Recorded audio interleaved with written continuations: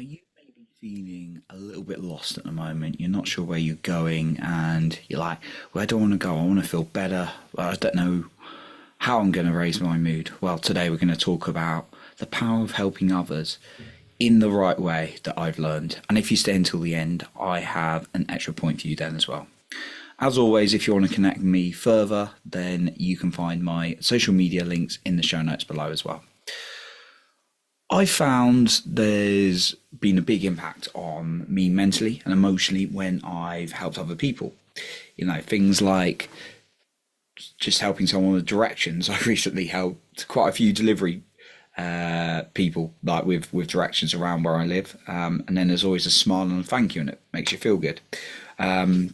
Giving homeless people some money. Or even some food or drink. That's really rewarding because they're really grateful. And it's not necessarily about the outcome to get something from them, like a reaction, but it's just feeling about giving to others. Now, why I wanted to talk about this, because you may have heard this talked about before potentially, and it's like the power of helping others. Because sometimes when we're like suffering, from something, like we're really struggling with something and things don't seem to be going right for us. Definitely been there, totally. People say that it can be good to go out there and help other people because that can shift the focus without suppressing how you're feeling, and then it can give you a little bit more purpose. And I've certainly found that to be true to an extent in my experience. The thing is, there's also a fine line with people pleasing as well that I found. And I remember doing many things like trying to help others. And even at school, I'd like once or twice I took home some other kids' like kit. And it was kind of like I was being a bit of a mug, right? And I was just to kind of wash or sort something out to someone else. And I realised I was just kind of being walked over a little bit.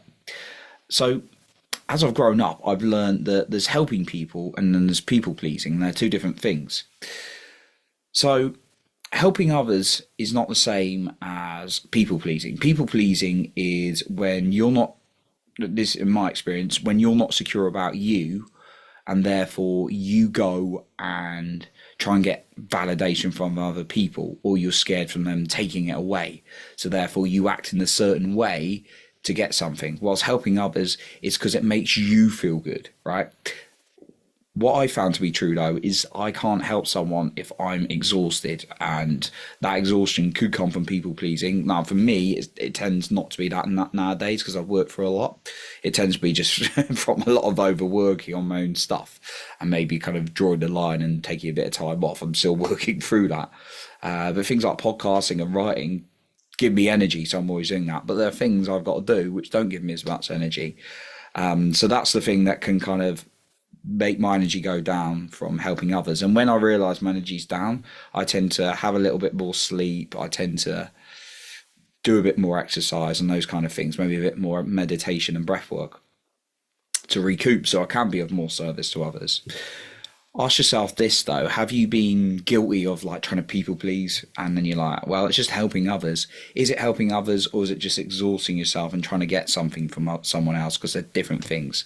So I want to give you some guidance on how I'm going to give you a few points now from my experience that I found helping others can be so beneficial, and how I'd go about that, and also how you can remove people pleasing from your life. So number one, have a kindness menu. This is something I've learned.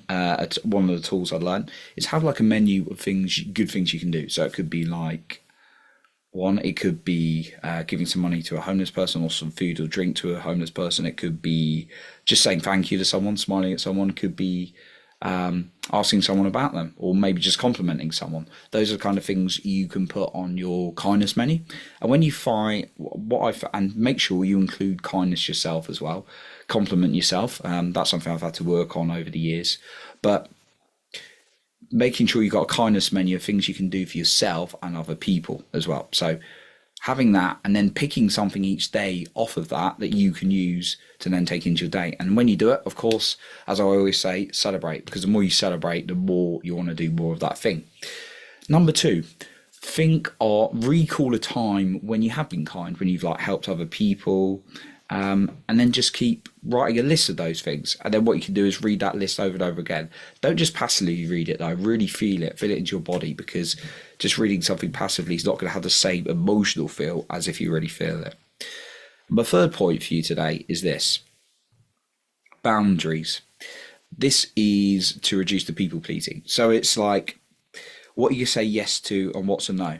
Now, for me, I know what my yes is, like what I will do to like help someone, or all the kind of people I'm going to invite into my life, whether that's friends, family, romantically, or whatever, or networking, or business situations. I've got kind of like a list of things that are like yes. I've also got like a hell no's, like I don't accept that. And one of those things for me, particularly on the closer people I'm closer to or looking to build something close with, is a hell no is poor communication. And I've even defined what that means for me. Poor communication for me is, and this is especially true if I'm honest in the dating romantic sense, is a hell no for me would be if someone always takes days to get back, because people can't say they're busy. Everyone's by their phone these days, right? There's something going on. Now, if obviously it's a once in a while and someone's like, oh, I didn't get back to you because I had some terrible news, yeah, that's understandable. So never make any assumptions. But at the same time, if someone's consistently not communicating back to me, I'm going to say something. And likewise, just, that's, just messaging on phones. But like the more important communication when you're in person, like, if I'm not being told like the truth, or someone's just like give me a fluff answer, that's a big no for me as well. Or at least I'll have a word before, like I say, right, I don't think this situation, whether that is friends or dating or whatever, or a business situation, is going to work out. So having clear boundaries in place, so that the kind of people you're inviting in, and you can't obviously, if you're in a career or something, you can't just like choose everyone you work with, right? But having those boundaries for the kind of people you generally tolerate in your life and won't.